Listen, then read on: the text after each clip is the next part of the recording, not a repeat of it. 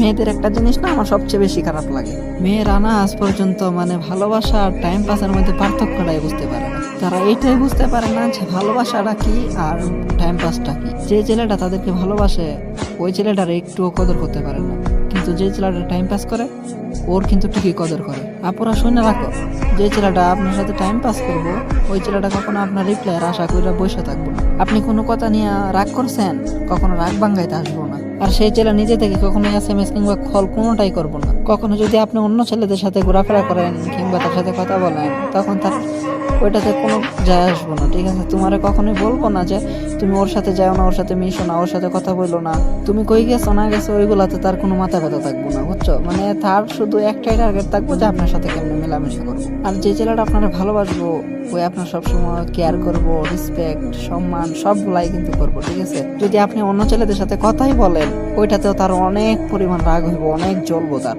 মানে সে এইগুলো মাইনা নিতে পারবো না এক কথা। আর ওরে কিন্তু আপনার বইলা দিতে হবে না, ওরে জোর করতে হবে না, ও কিন্তু নিজে থেকে আপনার SMS দিতে থাকবো, কল দিতে থাকবো।